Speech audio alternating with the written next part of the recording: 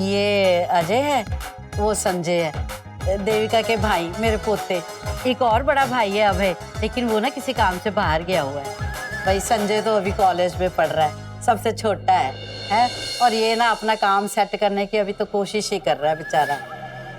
बीजी college की तो आप बात ही ना करो, सारे टीचरों से नफरत है मुझे। मेरे जैसे हुनर बच्चे को फेल कर देते। सही है जी। संजय, टीचर से नफरत नहीं करते, टीचर्स गुरु होते हैं। अब पास होना कौन सी बड़ी बात है, मैं हूं ना। तुम पेपर्स में कुछ भी लिख के आ जाओ, मेरी गारंटी है मैं तुम्हें पास करा दूंगा। Is it really? तो संजय पुत्र तेरा काम तो हो गया। हाँ बीजी। और हाँ, मेरे पास बहुत सारे सरकारी ठेके हैं, भरोसेमंद लोगों को ढूंढता हूँ। अब आप मिल गए तो आपको दे दूंगा। ओ जी, सरकारी टेंडर, उसमें तो फायदा ही फायदा है। थैंक यू सो मच जी। अरे हाँ, देविका की माताजी ने दिखाई दे रही, कहाँ है वो?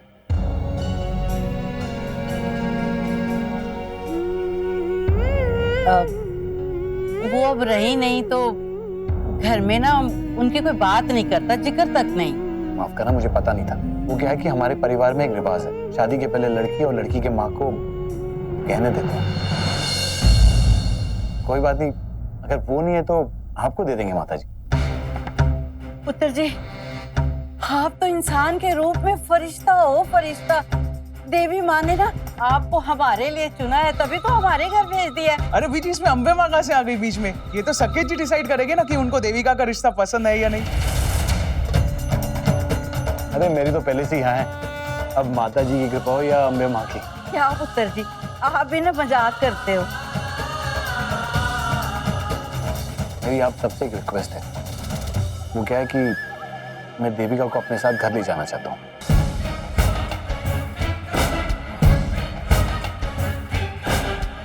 मेरी दादी जो है वो बहुत बीमार है, डॉक्टर्स ने उन्हें बेड से उठने के लिए मना किया है और वो फोर्स करी है कि देविका को देखें। और मेरे कुछ रिलेटिव्स भी आ रहे हैं, अगर आप सबकी इजाजत हो तो इसे अपने साथ ले जाऊं। हाँ, क्यों नहीं पुत्र। भाई घर के बड़े बुजुर्गों का आशीर्वाद तो सबसे पहले जरूरी होता है। ले जाओ पुत्र। ठीक कह रही हो सरोज जी आप, अरे दिमाग तो ठीक है। इस वक्त देविका को भेजोगे इसके साथ? किसी अरे गहरे के साथ नहीं भेज रही हूँ। सुना नहीं आपने क्या क्या करने वाले वो हम लोगों के लिए? देखा, जा देविका को तैयार कर। है भाई, अपने होने वाले ससुराल पहली बारी जा रही है, दुल्हन नहीं तो कम से कम दुल्हन की जैसी तो लगनी चाहिए। ले जा पुत्र, शाबाश। देविका, देविका, हाँ।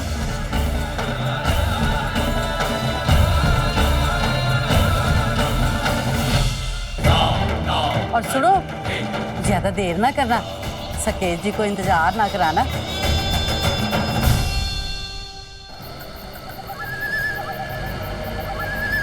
आप तो जानते हैं कि बुजुर्गों की सोच कैसी होती है, पुराने ख्यालात के होते हैं। वो ये नहीं समझते कि एक जवान लड़का और लड़की एक दूसरे के साथ वक्त बिताना चाहते हैं। एक दूसरे के साथ वक्त नहीं बिताएंगे तो जान पहचान कैसे होगी, प्यार कैसे पड़ेगा। इसलिए मैंने दादी का प्लान बनाया था। लेकिन आपकी दादी बहुत बीमार है ना? अरे मेरी दादी तो 87 साल की है और हम जवानों से ज्यादा चुस्त और तंदुरुस्त हैं। सुबह सुबह मॉर्निंग वॉक पे भी जाती हो। लेकिन आपने तो कहा कि वो बिस्तर से उठ भी नहीं सकती। झूठ का बोला मैंने? इतनी रात गई दादी कहाँ होगी, बिस्तर पे होगी ना। सही तो बोला मैंने। बात यह है कि मैं आपके साथ अकेले में वक्त बिताना चाहता हूँ, इसीलिए बहाना बनाया। अब सारे रिश्तेदार सर पे बैठेंगे तो बात कहाँ हो पाएगी।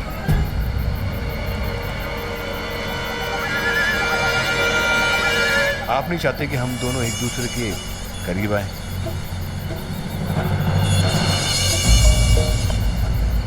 हर बात में मनमानी, हर बात में मनमानी, हद हो गई। आप ऐसा कैसे कर सकती हो Saroj ji?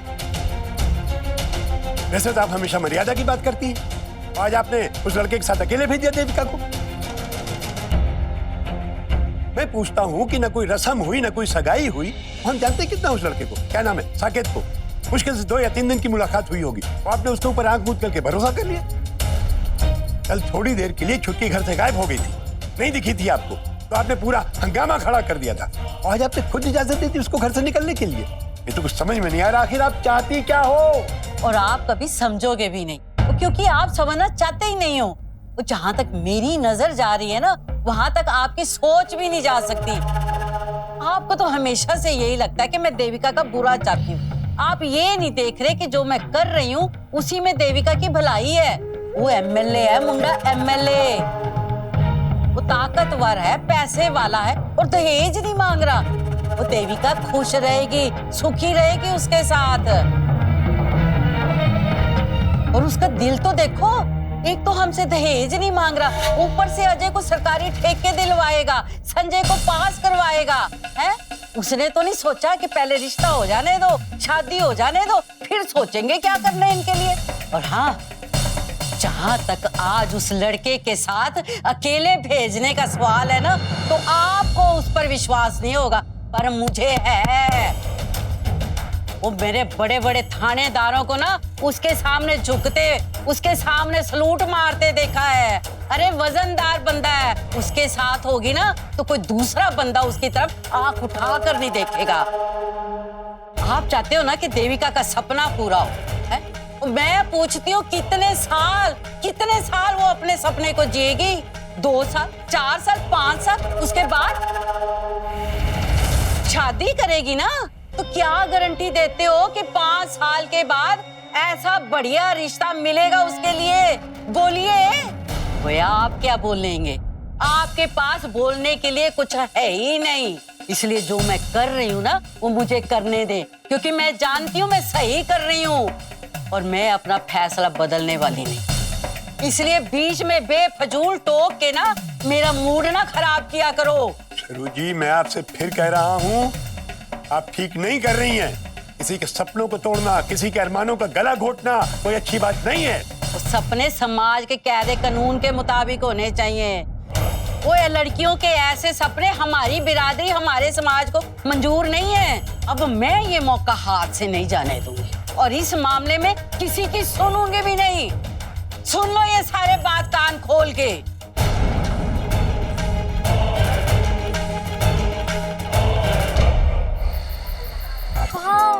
This is my favorite place. तुम्हें कैसे पता चला ये जगह मुझे अच्छी लगेगी? Well, लड़कियों के चेहरे पड़ते ही मैं उनके दिल की बात समझ लेता हूँ कि उन्हें क्या पसंद है और क्या नहीं। Actually, मुझे बोरियत पसंद नहीं है, इसलिए मैं अपनी हर डेट को एक्साइटिंग बनाता हूँ, वो भी सरप्राइज के साथ। For example, तुम्हें कैपुचिनो बहुत पसंद है, कोई चॉकलेट कुकी के साथ, right? Oh my God! तुम तो सच में जादूगर हो यार। तुम कैसे लोगों के चेहरों को पढ़ लेते हो? लोग नहीं, लड़कियों के। And that to beautiful girls like you. Really? Really? अब चलें? Yeah.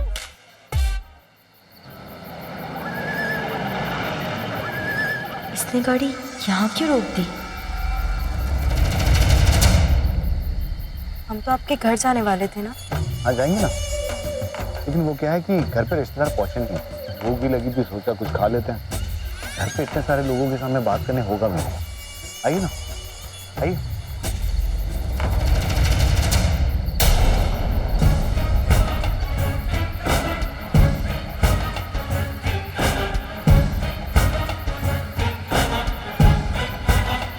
ये छोटी सी प्रॉब्लम है, सीधी बात का मुझे टेढ़ा जवाब पसंद नहीं है, और जिनसे मैं प्यार से पेश आता हूँ उनका इनकार मैं बर्दाश्त नहीं कर पाता हूँ। फैसला आपके हाथ में।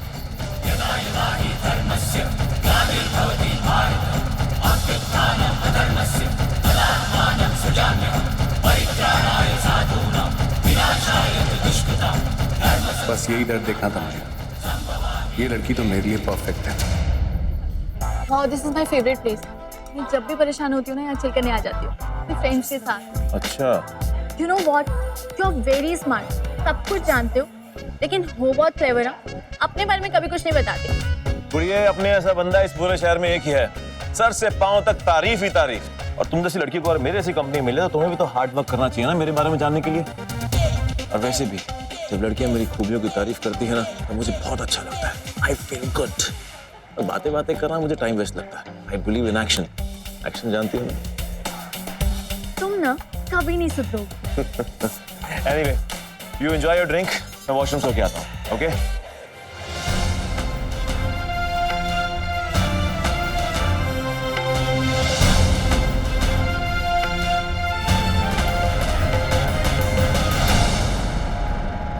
आओ। सारे टेबल फुल है।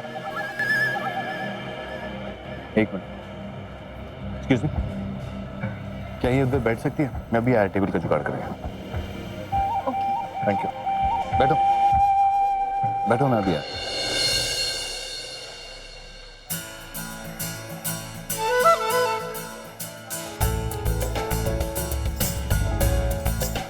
मैंने तुम्हें शायद पहले कहीं देखा है। जी, मैं आपके ऑफिस में इंटरव्यू देने के लिए आई थी। अरे ये वही लड़की है जिसे चीट करके रवि को जॉब मिला था। यू डोंट वरी, तुम कोशिश करते रहना। तुम हो बहुत टैलेंटेड, देखना तुम्हें पक्का जॉब मिल जाएगी। मैं पानी पी सकती हूँ?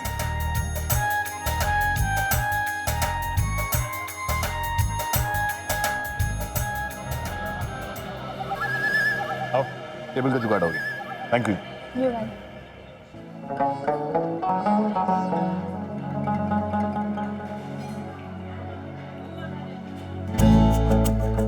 ऑर्डर किया तुमने? अरे रे, ये पानी मत पियो, उसका जूठा पानी है। किसका? उस लड़की का। कोई गल नहीं, किसी बहाने किसी लड़की के होंठ तो छू लूंगा मैं। You are too much. हाँ, टू मच नहीं, 3 much, 4 much, 5 much and so much. एक लड़की साथ बैठी है और फिर भी दूसरी लड़की की बात हो रही है। ऐसा ही हूं मैं, एक नंबर के फ्लर्ट हो तुम। बचपन से।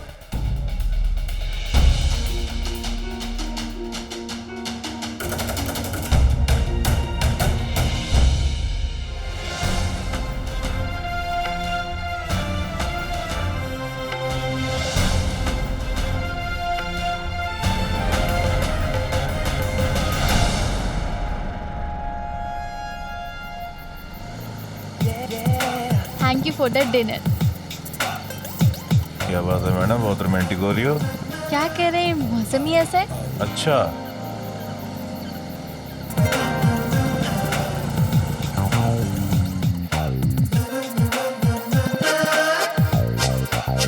मेरा घर आ गया। दिल तो मेरा भी नहीं कर रहा मैं तुम्हें छोड़ के जाऊं, लेकिन क्या करूं, जाना पड़ेगा। Come on handsome, let's go. Really? Yes. एक मिनट, ये कौन डिस्टर्ब कर रहा है गलत टाइम पर? हेलो? ओप, सॉरी मैं भूल गया था। नहीं मैं पहुंच रहा हूँ बस अभी। हाँ एकदम अभी। सॉरी स्वीटहार्ट, मुझे कहीं बहुत जल्दी पहुंचना है, फिर कभी। सच्ची ना? मुच्ची। Bye, take care. लिसन, मिलते हैं।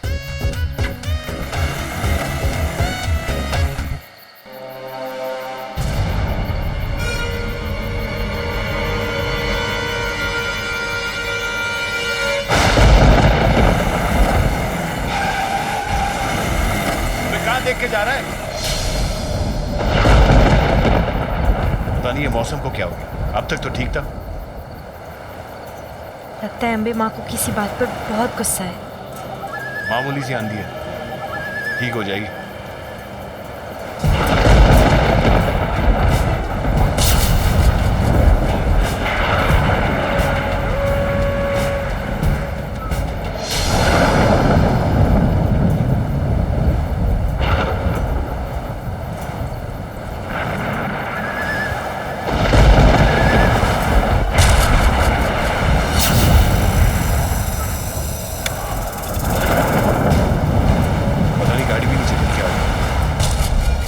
कोई बात नहीं, घर इधर ही नजदीक है, चल के जाएंगे।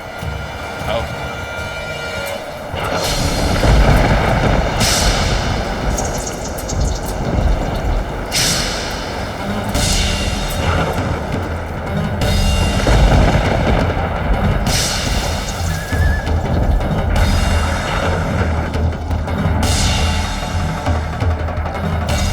आइए ना।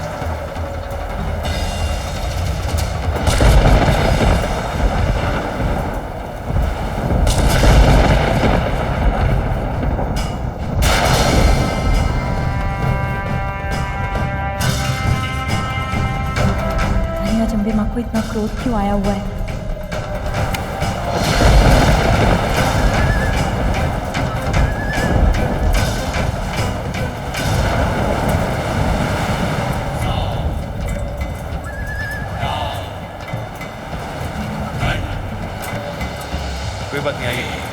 कुछ नहीं है, क्रॉस कर लीजिए। अरे मैं हूं ना, आइए।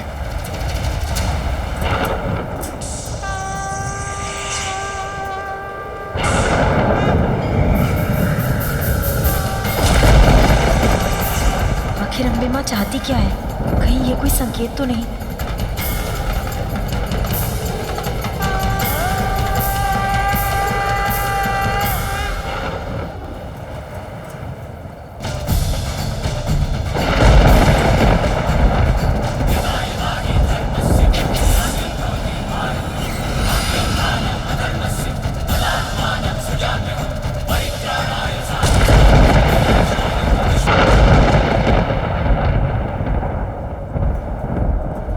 ये मौसम इतना खराब कैसे हो गया? ये आंधी, ये तूफान, ये कड़कती बिजली, लगता है जैसे कुदरत किसी बात पर अपना गुस्सा उतार रही है। बस हमारी देविका सही सलामत पहुंच गई हो, बस वो किसी मुसीबत में न फंस जाए।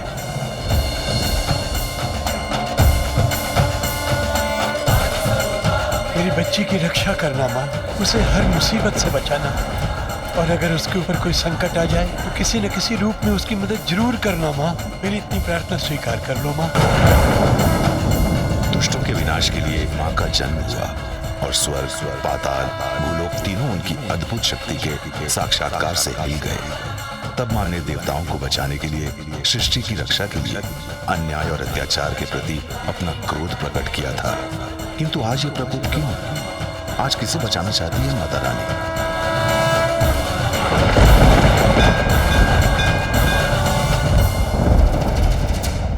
महिषासुर ने पहली बार देवी को देखा तो वो उन पर मोहित हो गया और उसने उनके सामने विवाह का प्रस्ताव रखा। अत्याचारी महिषासुर देवी को पाने की लालसा में अधीर हो चुका था। वो चाहता था कि देवी ही उससे पत्नी के रूप में प्राप्त हो और इसके लिए वो कुछ भी कर सकता था, कोई भी सीमा पार कर सकता था। मां उसकी मंशा से भली भांति अवगत थी।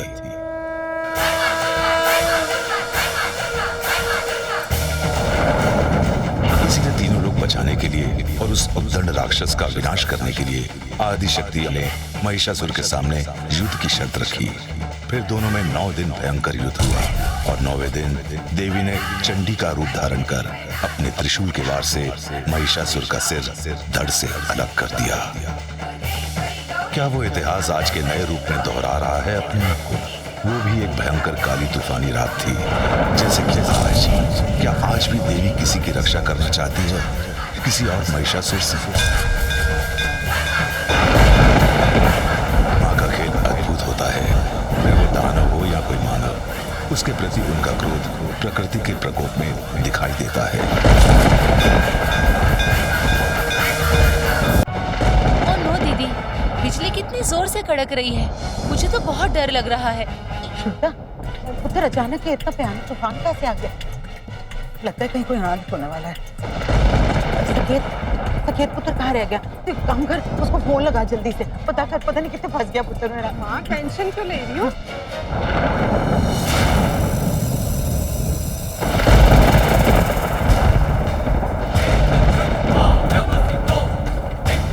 पंचमूल तत्व जैसे वायु, अग्नि, जल, पृथ्वी और आकाश सभी आक्रामक रूप धारण करते हैं।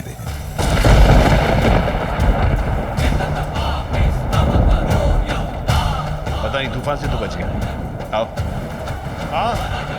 क्यों अम्बे माँ, आखिर किस बात पर इतना गुस्सा है आप? क्या सोच रही हो तुम ठीक हो ना? हाँ हाँ।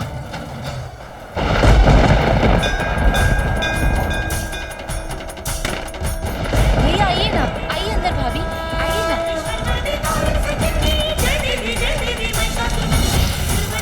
आग लग गई है भैया। बोलो माँ भगवती की। आइए आप बैठिए यहाँ। श्वेता, आग किस तरह लग गई?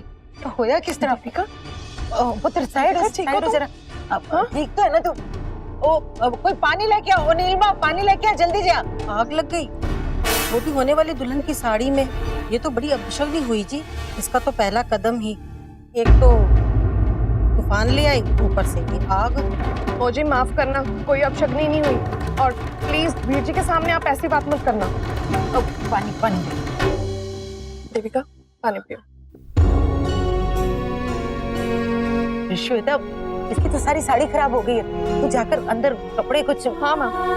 देविका चलो तुम्हारे कपड़े बदलवा देती। नहीं, मैं ठीक हूँ। नहीं देविका, जले हुए कपड़े पहनना शुभ होता है। तुम घबराओ नहीं, अंदर चलो और कपड़े बदल लो। ले जा आराम नाल। सही वक्त पे पहुंचा था, शुक्रिया देविका को बचाने के लिए। अरे कोई बात नहीं साकेत जी।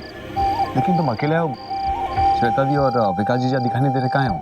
एक्चुअली भाभी पहले ही आ गई थी और विकास भैया को मार्ग सक के जाना था। आप तो जानते हैं माँ काफी चिंतित है भैया के काम को लेकर, तो बस उसी के लिए किसी से मिलने गई। अरे यार, काम से याद है, जिस काम के लिए तुम्हारी सिफारिश की थी उसका क्या हुआ? बात बनी कि नहीं? हाँ, जॉब तो मुझे मिली, लेकिन वहां नहीं जहाँ आपने बताया था। कहीं और गया था और अपने बलबूते पर जॉब को हासिल किया। और आप तो जानते हैं कि मुझे अपनी मेहनत और अपनी काबिलियत पर बहुत विश्वास है। वो सब तो ठीक है, लेकिन सिफारिश बुरी चीज नहीं है, और दुनिया में हर चीज सिफारिश और सेटिंग से होती है, याद रखना। मैं इन सब बातों को नहीं मानता, तो मैं आपसे पहले भी कह चुका हूँ कि मुझे आपकी हेल्प की जरूरत नहीं। Thank you. समझी हूं ना तुम्हारा, इसलिए। लेकिन हाँ, मुश्किल वक्त में हमेशा अपने काम आता है, अगर अपनापन बनाए रखो तो। खैर ये सब छोड़ो, अगर किसी चीज की जरूरत हो ना तो बेझिझक यहाँ आना। वैसे साकेत जी, वो लड़की यहाँ कैसे? वो बहुत ही खास है, वो बहुत जल्द उससे शादी करने वाला हूँ। और तुम तो जानते हो, मैं जिस चीज को चाहता हूँ उसे हासिल करने में देर नहीं लगाता। बहुत जल्द तुम्हारे घर पे इनविटेशन आने वाला शादी का, आ जाना।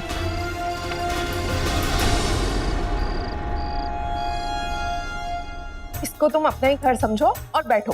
तुम्हारे लिए कुछ कपड़े मैं निकालती हूँ, आराम से बैठो। क्या वो कोई रिश्तेदार है इस घर का?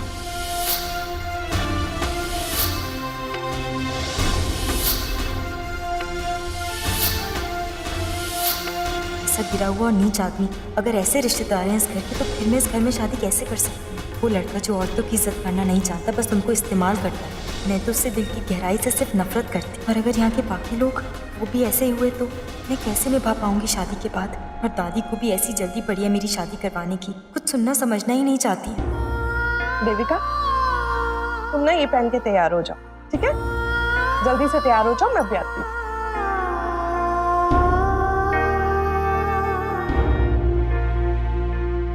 निम्मी जरा उत्ते जाके देख, बच्चे कल्ले पे ने, डाल ना जान।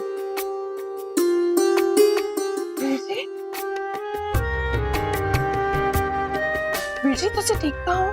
मैं ठीक हूँ, तू बता तू कैसी है? कोई प्रॉब्लम तो नहीं? मेरी लाइफ की एक ही तो प्रॉब्लम है, मेरे पति विकास। जिस धंधे में हाथ डालते हैं उसी में नुकसान। पता नहीं हमारे मुकद्दर में क्या लिखा है। तो पहले क्यों नहीं बताया? बताना चाहिए था ना। सोचा आपको बताऊं, पर लेकिन फिर सोचा छोड़ो, आप भी तो परेशान रहते हो ना। वैसे भी आपके इलेक्शन आ रहे हैं, कितना काम रहता है आपको। काम तुझसे बड़ा है क्या? तू मेरी लाडली बहन है, राखी बंधवाता हूँ ना हर साल तुझसे। तू फिक्र मत कर, तेरे पति का मुकद्दर मैं खुद अपने हाथों से लिखूंगा, सब ठीक हो जाएगा। सच्ची? अब तो खुश है ना? देविका दिखाई नहीं तेरी, कहाँ हो? वो साड़ी चेंज करने गई है। अभी चले, लेट हो रहा है। हाँ रवि, अभी चलते हैं, मुझे ना वीर जी को कुछ दिखाना है। रवि एक काम कर दो ना, कमरे से मेरा बैग ला दो प्लीज। कौन से रूम से भाभी? हाँ वो वाली। पता नहीं क्यों भेज देते हैं मुझे फैमिली के बखेड़ों में। हेलो जी, कैसे हो? मैं तो ठीक हूँ, आप कैसे हो? गॉड की फॉर्मेलिटीज, आई हेट दिस। यहाँ तो दो कमरे हैं।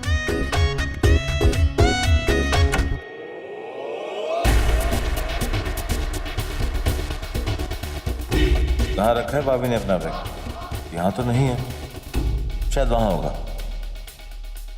खेल रचा किस्मत ने कुछ तो खेल वो फिर होके रहना है। मेल लिखा किस्मत I'm sorry. तो मेल वो फिर होके रहना है। जिंदगी से हजारों बदतमीज, सही कहते हैं कि तुम कभी नहीं सुधर सकते। एक नंबर के घटिया इंसान हो तुम। तुम्हें तो ना सलाखों के पीछे ही बंद रहना चाहिए। किस सुन के लिए? कमरे में आने के लिए, या फिर तुम चेंज कर दिए ना मालूम होने के लिए? और तुम्हारी परेशानी क्या है? मैंने ऐसा किया क्या जो तुम चाहती हो मैं जेल में चले जाऊं? हो प्लीज, ज्यादा भोले बनने की जरूरत नहीं है, जैसे कि कुछ हुआ ही नहीं है। और अगर तुम्हें याद नहीं है तो मैं याद दिला देती हूँ कि कल रात को तुम एक लड़की को छेड़ रहे थे, उसके साथ जबरदस्ती कर रहे थे, जिसे अटेम्प्ट टू रेप कहते हैं। और अब ऐसे बिहेव करो जैसे कुछ हुआ ही नहीं है। ओ हेलो, बोलने से पहले सोच लिया करो। मौका मिला नहीं कच का शुरू कर देती हो। कल रात को भी सच्चाई जाने बिना तुमने मुझ पर इल्जाम लगाया, मुझ पर पत्थर फेंका। मैं लड़कियों से प्यार से बात करता हूँ, उसका मतलब ये नहीं कि तुम कुछ भी बोलते रहोगे, मैं सुनता रहूंगा। और हाँ, मैं जिंदगी में ऐसी गंदी हरकत कभी नहीं कर सकता। ये अपनी झूठी सफाई अपने पास ही रखो, क्योंकि मैं तुम्हारी असलियत जानती हूँ कि तुम कैसे हो। तन्नू ने मुझे खुद बताया कि कैसे तुमने लिफ्ट के बहाने उसे कार में बिठाया और उसके बाद तुम्हारे दो दोस्तों ने उसके साथ जबरदस्ती की। मैंने अपनी आंखों से देखा कि तुम उसे छूने की कोशिश कर रहे थे जब मैं वहाँ पर आई। तुम जैसे घटिया और सड़े हुए दिमाग वाले इंसान के साथ ना मुझे बात ही नहीं करनी है। वो तो शुक्र मनाओ मेरी इस दोस्त का जिसने मुझे पुलिस स्टेशन में जाके कंप्लेन करने के लिए मना कर दिया, नहीं तो अभी सड़ रहे थे वहाँ जेल के सलाखों के पीछे। वैसे भी तुम जैसे बलात्कारियों के साथ यही होना चाहिए। क्या कहा तुमने? बलात्कारी? अपनी गंदी जुबान से गंदा लफ्ज दोबारा इस्तेमाल मत करना मेरे लिए, वरना बहुत बुरा होगा। और तुम समझती क्या हो अपने आप को? हाँ, तुम जो बोलोगी जो बकोगी वही सच है। सच्चाई वो नहीं होती जो दिखाई देती है। बात का दूसरा पहलू भी समझना चाहिए, देखना चाहिए, ना कि अपनी बात का ढोल बजा बजा के कच्चे का संजान को तुम रेपिस्ट बना दो। तुम्हारी फ्रेंड ने तुमको बताया था ना वहाँ पर 3 लोग थे, लेकिन जब तुम वहां पर आई तुमने मेरे अलावा पर किसी और को देखा नहीं ना? वो इसलिए क्योंकि मैं था जिसने उनकी धुलाई करके वहां से भगाया था उनको। अरे मैं तो तुम्हारी फ्रेंड को होश में लेके आ रहा था, बस। सोच तुम्हारी गंदी है, क्या तुम सोचती हो? उससे लड़कों से बचाने का क्रेडिट तो दूर की बात है, तुम मेरे पर इल्जाम लगा रही हो कि मैं रेपिस्ट हूँ। इसने जिंदगी भर औरतों की इज्जत की। प्लीज, ये सब झूठ बोलने की कोई जरूरत नहीं है। सब कहानियां ना किसी और को जाके सुनाना, क्योंकि मैं तुम्हारी असलियत जानती हूँ कि तुम कैसे और क्या कर सकते हो। कितने घटिया इंसान हो ना, पता है मुझे। I don't care, क्योंकि मैं जानता हूँ मैं सही हूँ। और तुम मेरे बारे में क्या सोचते हो, क्या समझते हो, मुझे कोई फर्क नहीं पड़ता। और मुझे अपने आप को तुम्हारे सामने सही साबित करना भी नहीं है। और वैसे भी मैं जानता हूँ तुम किस टाइप की लड़की हो। पहला, ना तुम्हारे पास दिमाग है, दूसरा सपनों की जिंदगी में तुम जीती हो, तीसरा हकीकत तुमको जाननी नहीं है। ना अपनी सोच अलग है, ना कुछ कर खाने का जज्बा है, और उसके ऊपर से जिद्दी और अड़ियल हो तुम। मैं तो कहता हूँ अच्छा है, बहुत अच्छा है, साका जैसे आदमी के ही लायक हो तुम, क्योंकि तुम्हारे दिमाग में प्रॉब्लम है, सारे स्क्रू ढीले केमिकल होते हैं तुम्हारे दिमाग के अंदर। और वैसे भी जो भी तुम्हारे करीब आएगा, जिससे भी तुम्हारी शादी होगी, उसको तो बेड़ागर खोना ही है, होके ही रहेगा। और वो साकेत, वो बिल्कुल ठीक है तुम्हारे लिए, वो भी सिर्फ फिर तुम भी सिर्फ फ्री। इसे कहते हैं असली मैच। वो कहते हैं ना, राम मिलाए जोड़ी एक अंधा एक कोड़ी, वो हो तुम लोग। And congrats miss bad news. और मेरा पिता छोड़ो तुम अभी।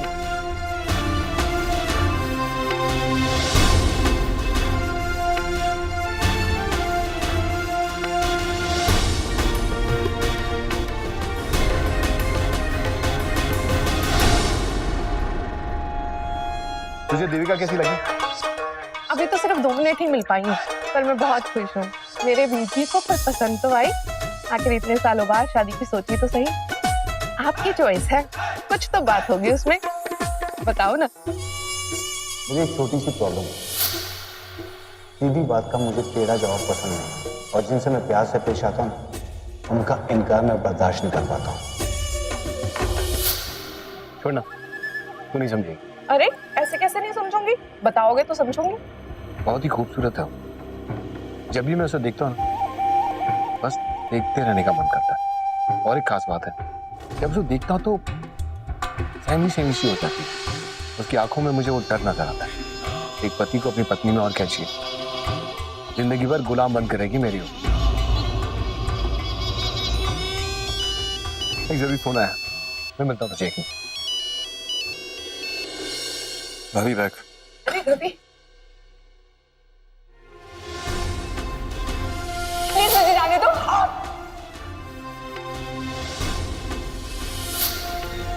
क्यों इतना सोचता है उसके लिए?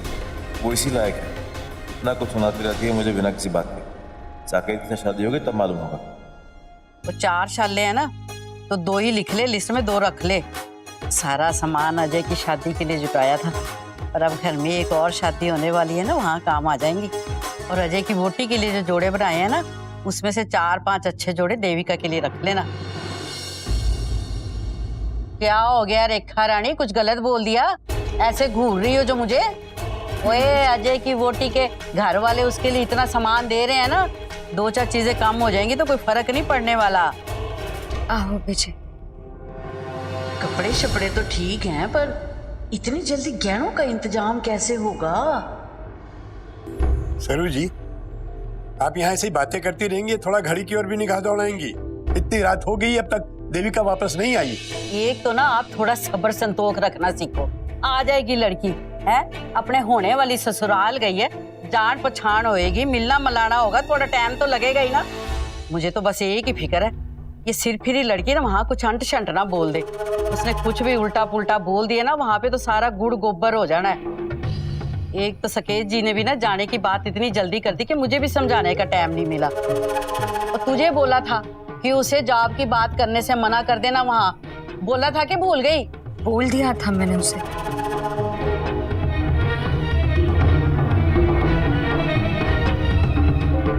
बस किसी तरह ये शादी हो जाए अम्बे माँ, और ये लड़की कोई गड़बड़ ना करे। अगर सब ठीक ठाक हो गया तो मैं खुद आपके दर्शन करने आऊंगी वैष्णो देवी। बस इतनी कृपा करो। पता है बुआ, यहाँ पे इतना अच्छा मौसम था ना, बच्चों ने तो तंग ही कर दिया। देवी का पुत्र वहाँ क्यों खड़ी है? अरे देवी, आजा। आओ ना, आओ हमारे पास बैठो बैठ और अपना ही घर समझो। पुत्र, ये सकेत की बुआ है और ये सकेत की ताई। उन तो अपने बारे में भी कुछ दस, तेनू की पसंद है? मुझे पढ़ना पसंद है और डिजाइन्स बनाना। पुत्र की कितना पढ़ाई लिखाई करके? अभी तक तो कुछ नहीं किया, लेकिन जॉब करना चाहती हूँ। पुत्र तो जॉब करेगी? सकेत पुत्र से तूने गल की है इस बारे में? नहीं पुत्र, फिर तो तू जॉब शॉप भूल जा, वो मनन वाला नहीं है। आप ऐसे क्यों कह रही हैं? उनमें की दसा। देविका, तुम मेरे वीर जी को नहीं जानती।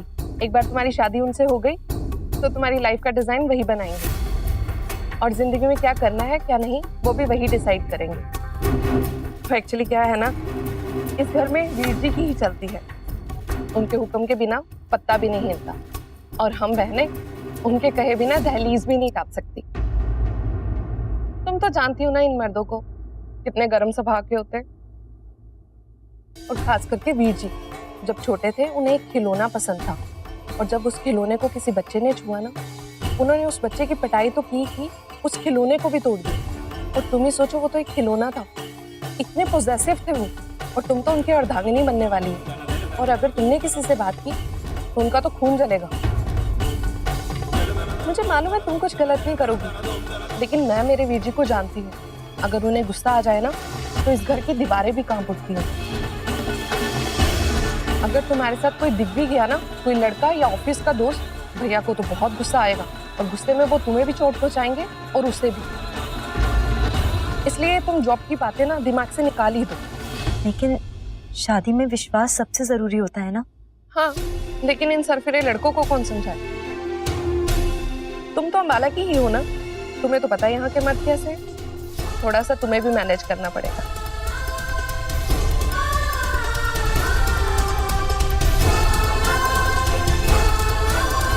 क्या हुआ देविका? कुछ नहीं, बस एक मिनट।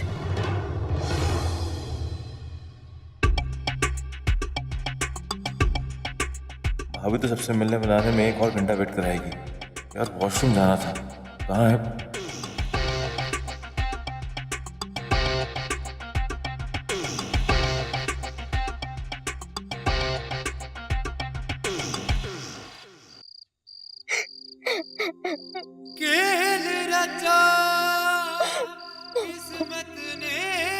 इस वक्त क्या रो कौन रहा है?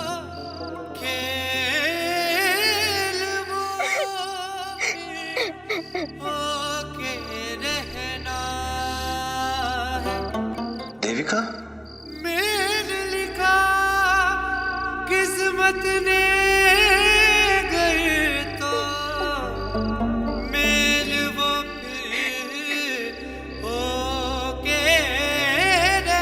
अब क्या हुआ, रोक रही हो तुम? देखो मैं जानता हूँ तुम मेरे बारे में क्या सोचती हो। तुम्हारे हिसाब से मैं धोखेबाज हूँ, फ्लर्ट हूँ, लड़कीबाज हूँ, और पता नहीं क्या क्या हूँ।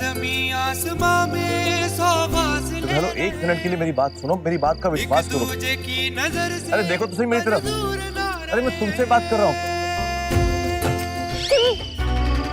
Oh shit! देखो आई एम सॉरी, गलती से हुआ है, जानबूझ के नहीं किया मैंने। और तुम प्लीज मेरी एक बात को समझ लो, मैं फ्लर्ट हूँ, इसका मतलब ये नहीं कि मैं लड़कियों की इज्जत नहीं करता, बहुत इज्जत करता हूँ मैं। और कल भी मैं तुम्हारी फ्रेंड को बचा ही रहा था, वो तो मैं कहीं और जा रहा था, बाई चांस मैंने तुम लड़कों को तुम्हारी फ्रेंड के साथ देखा। और मुझे मालूम है तुम मेरी बात का यकीन नहीं करोगे, लेकिन सच यही है। और आज भी अभी भी मैं वॉशरूम में ही था, वो तो किसी के रोने की आवाज सुनी तो जल्दी जल्दी भागकर यहाँ पर आ गया, तो भूल गया यार। और वैसे मैं जानता हूँ कि तुम उदास क्यों हो। तुम उदास इसीलिए हो ना क्योंकि साकेत तुम्हें किसी अच्छे से रेस्टोरेंट में लेकर नहीं गया, यहाँ पर घर पे ले आया सबके बीच में। अब 2 लव वर्ड्स को बात करने का मौका नहीं मिलेगा तो उदासी तो आएगी ना चेहरे पे। क्या बकवास कर रहे हो?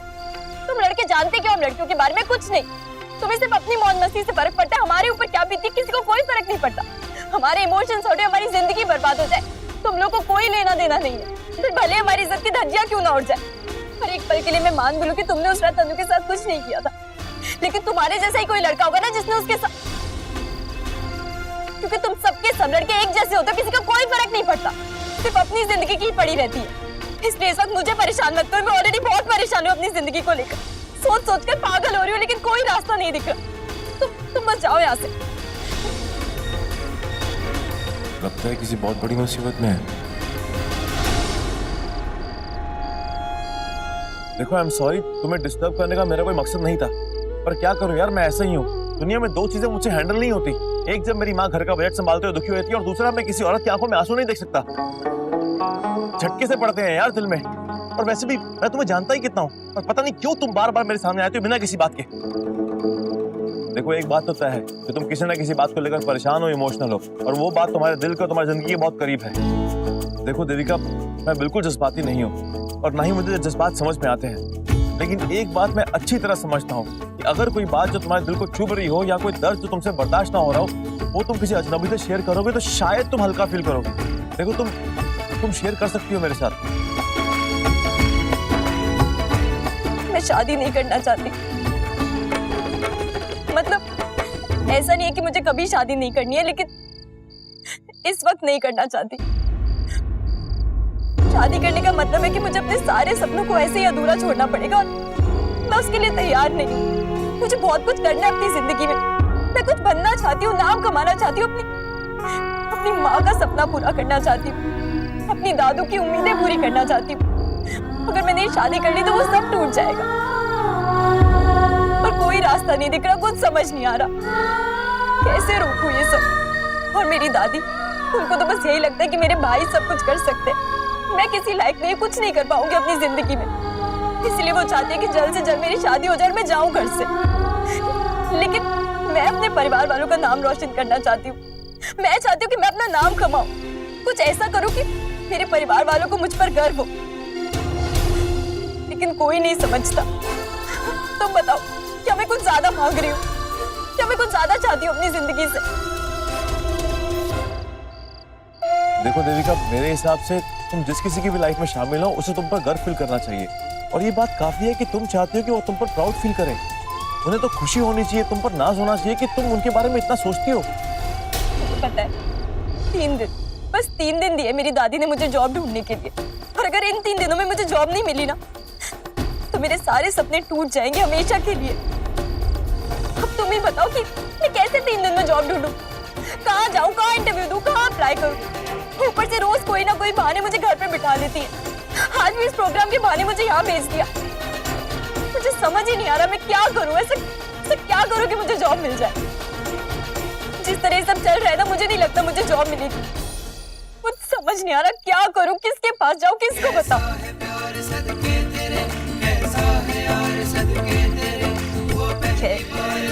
तुम्हें क्यों मैं ये सब बता रही हूँ, तुम क्या कर सकते हो? मेरी प्रॉब्लम है, मुझे ही कुछ करना पड़ेगा, मुझे ही सॉल्व करनी है। सॉरी, कितना सब बोल गई।